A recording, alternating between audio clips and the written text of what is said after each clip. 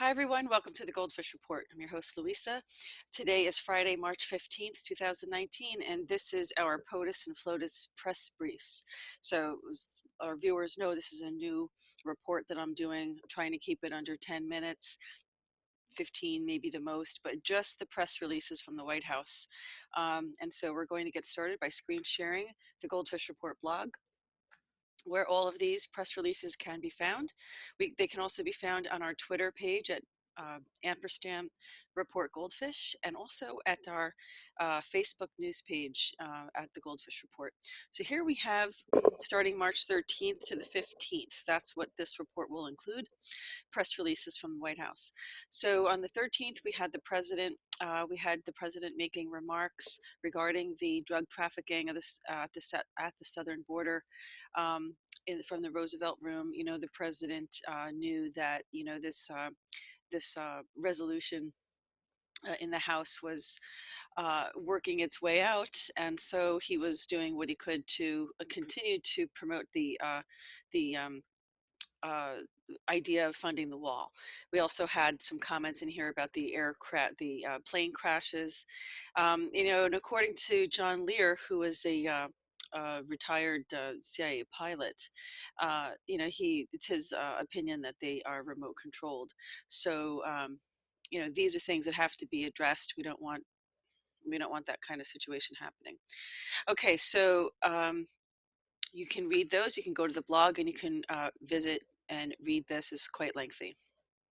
Also on the 13th, we have the Washington Post, the press secretary, reporting regarding the fentanyl failure. They have made comments that China is actually the biggest export of fentanyl. We've got to cut it back. The president in the trade deals talked about reducing the fentanyl coming into this country. As part of these deals, it's important to get a hold of this and these drugs and how they're coming into the country. So you can read about this here. And then of course we have the West Wing reads, which talks about Border Patrol, again, giving them a break. And they do need a break by all means. So you can read about this here. Yesterday, March 14th, we had the 1600 daily. The President Trump responds to the Senate national emergency vote. You can see here that he did say he was going to veto that, and as you all know, it did pass the House, and it did veto. It did go to the president's desk for a veto, which we will report on momentarily.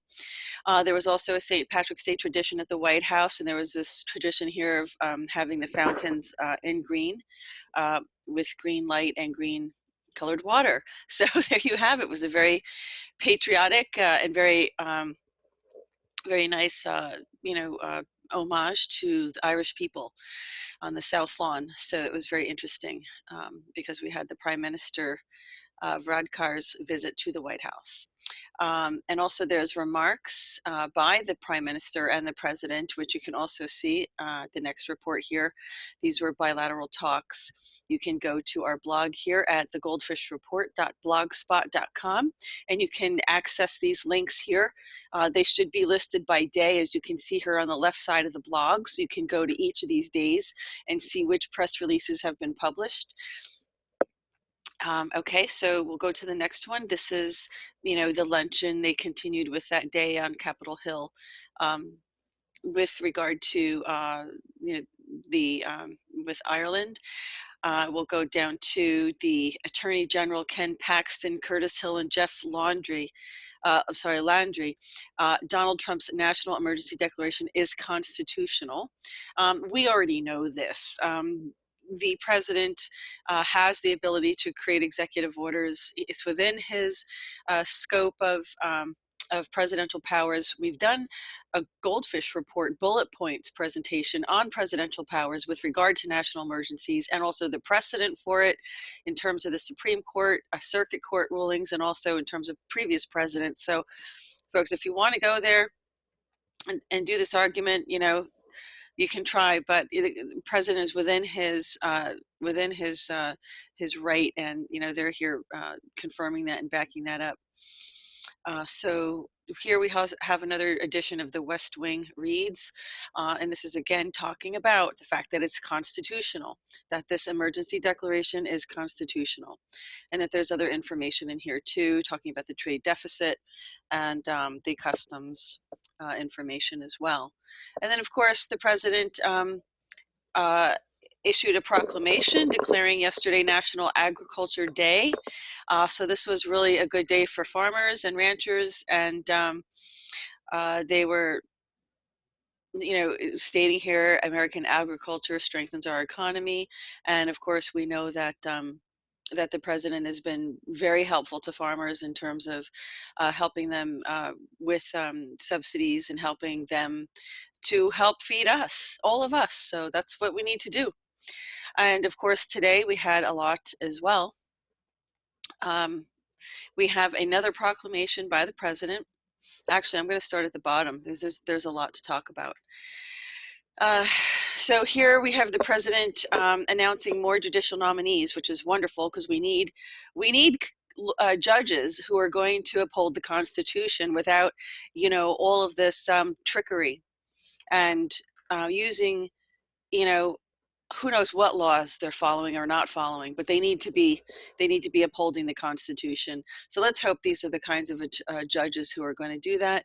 This is a new judge in the Northern District of Texas and one in the Eastern District of Virginia. Welcome them all, and I hope they all do well and uphold the Constitution. Okay, here we have an executive order taking additional steps to address the national emergency with respect to significant transnational criminal organizations. This was the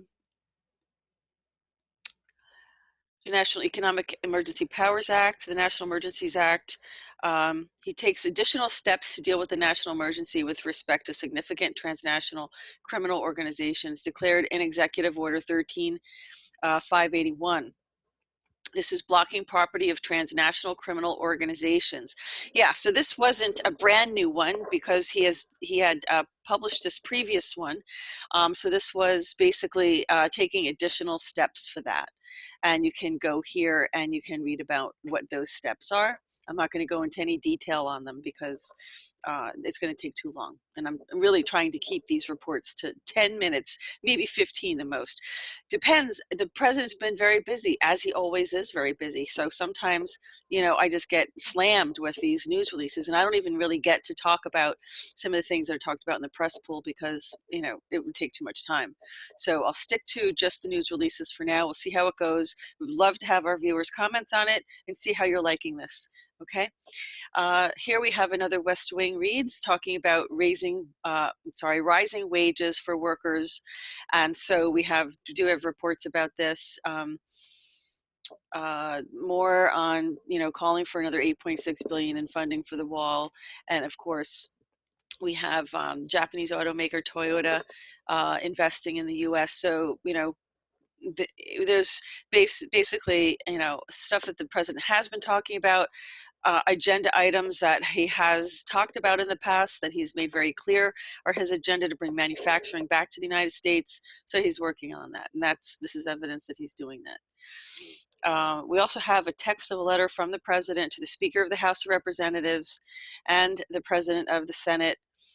This is regarding the International Economic Powers Act, and he's issued an executive order. So he's informing he's informing the Senate of this these changes to this previous executive order. This is a protocol. It's necessary. I'm sure this is also published in the Federal Register, which it would be required to. So you can come to the blog and take a look at this in detail if you'd like. Okay. Again, we have the president stands by his declaration of a national emergency on our southern border.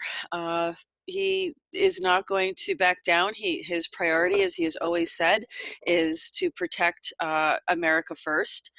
He says it's an undeniable humanitarian crisis, and so it's reached a breaking point. And like he said, protecting the American people is his first priority. You can go here to our blog and take a look at that in more detail. The next one's going to be interesting and not surprising to anybody. Here it is. This is the veto. This is what it looks like. So this is to the House of Representatives, and this is the president saying, I'm returning herewith without my approval of HJ Resolution 46, a joint resolution that would terminate the national emergency I declared regarding the crisis on our southern border in Proclamation 9844 on February 15th, pursuant to the National Emergencies Act. You can go here and read what this veto says, but this is it. This is the veto, and this is what it looks like. So I'm sure you're going to want to come and take a look at this as well. So this was a big deal, and he did what he promised he was going to do, veto it. The only way to override this is to get a 2/3 majority vote in the Senate to override this, and it isn't going to happen. It's not going to happen. I doubt it. So I think that this is going to stand the test of time here, and we're going to keep this emergency order to protect the country. Again, we have Associated Press reporting outnumbered. The U.S. job openings are on the rise, so we definitely need people. It outnumbers the unemployed by 1 million. So where are these jobs? You know, they should put, when they put these press releases out, they should put a list of the companies who are literally looking for, you know, employees who are looking to hire people, and it would make it a lot easier to for people to find those jobs, because they don't really know who's reporting this, whose jobs are these. I mean, we do know that some of those people at that forum that the president held last week with Ivanka Trump, that there were many members on that panel who were claiming that they had job openings and they didn't have enough people to fill them. So let's get to work, folks. Let's get working, and let's find a way to fill up those jobs. We also have another press release here. Again, this is the remarks by the president on the national security and humanitarian crisis on our southern border, today from the Oval Office. And, you know, today during that veto, there were some angel moms that were present there, and they were, you know, showing support for this bill because their loved ones were killed, children or husbands or whatever their situation was. And it was very, you know, it's very compelling. We also have, what I wanted to report on was that the president had a meeting today. I'll talk about this in a minute, at the Pentagon. I just didn't want to forget. Okay, so then the next thing that we're going to report on is, okay, there were remarks with that meeting with the Prime Minister of Ireland yesterday. I'm not sure why that was posted today, but looks like it was reposted again, because it says March 15th. So maybe these are new remarks that just weren't released until today. Okay, and you can check that out and find out what I presume, and I'm sure there were trade talks going on there. In fact, we can go back and take a look. And I think that we were talking about, well, he's talking about the tradition of St. Patrick's Day and his Irish friends and things of that nature. And okay, so this was during that ceremony, but I'm pretty sure, see, then they were joined by Ireland's ambassador to the United States. I'm sure there's some kind of trade deals going on here. Let me see what's going on. William Barr, Bill Barr, and then let's see. Yeah, and they're negotiating with China, Robert Lighthizer with South Korea, Japan, and yeah, Patrick Shanahan, who's the Secretary of Defense, who's doing a fantastic job, as he said, and Prime Minister Shinzo Abe from Japan. He wasn't there, but they were talking about tariffs. So in terms of trade, I'm going to have to look into this a little bit more detail, but this is, you know, this is the gist of what this meeting was all about here.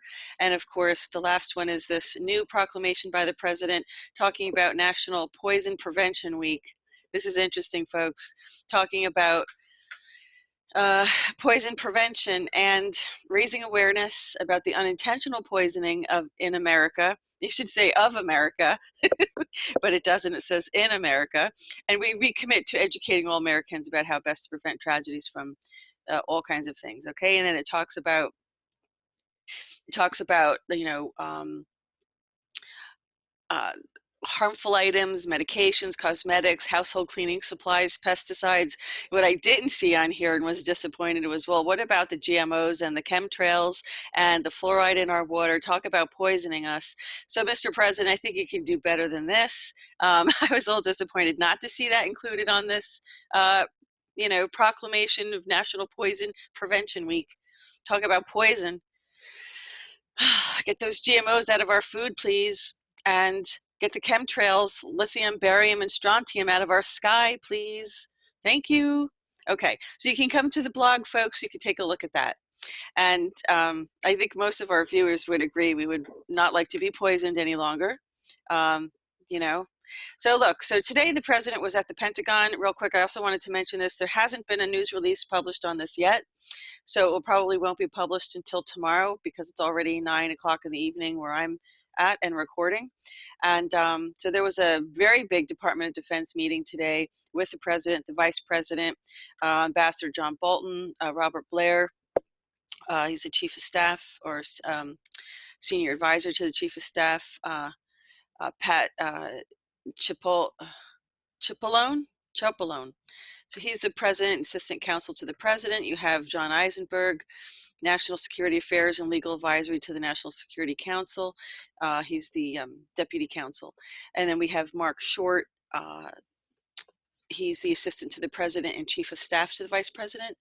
You have, who is this? Keith Kellogg. So he's the assistant to the president and national security advisor to the president. Lisa Curtis, deputy assistant to the president and director of South Central Asian Affairs. And of course, we had acting secretary Patrick Shanahan from the Department of Defense. So this was a very interesting meeting, and as more information on this meeting becomes available, I will present it to people. I did want to say, though, there was a quote today, the Pentagon, the president received a briefing conducted by military officials and members of his national security team. So White House Principal Deputy Press Secretary Hogan Gidley, that's a quote from that individual. So folks, this is what's happened.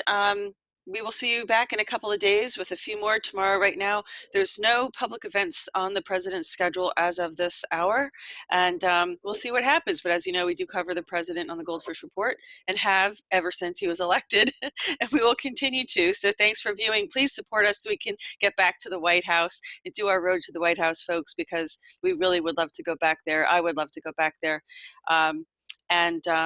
We're still keeping up with everything that's happening. So it's not really like we're missing an awful lot. But I don't get to participate in those one-on-one press gaggles with the administration officials, which I enjoyed doing and tried to bring information to our viewers that wasn't spun according to our narrative, just trying to get the truth out. So please, folks, help us stay relevant. Help us with being viewer supported. Please go to our website at thegoldfishreport.com. There's a donate page there. There's a PayPal link there as well. And of course, as you all knowing, we are battling a very big First Amendment issue with GoldFish Report and with myself personally. And any help would be wonderful. Right now, I'm preparing my own legal briefs, and there's no other option. Because the money just runs out. And the problem with civil litigation is that it's completely and entirely at your own expense, out of your own pocket. And as you saw what happened to General Flynn, because what's happening is they're politically profiling people. So if you happen to be in a court system for some reason or find yourself in a court system, they will politically profile you, and then they basically attack and assassinate your character, and they will do what they can to destroy you. As I said, we've had threats here threatening us. We need to shut down our news and our sites. I know that we're relevant, and I know that viewers appreciate what we're presenting, and that we always have for over 4 years. We've been doing this, and long before Q came along, we were trying to get this information out to people and wake people up to the fact that it's not exactly what it seems to be. And I'm glad to see Q doing what he's doing, and all the people doing the analysis of Q. And I do some as well, but I do basic overall analysis of Q because there's just too many people doing all this. And I don't really think that we have to know every single step. If you want to, it's fine. It's just that let's just see it done. Let's just see it get cleaned up. That's what I want to see. So I hope you enjoyed this, folks. Have a great weekend, and we'll see you back on Monday with another POTUS report. And this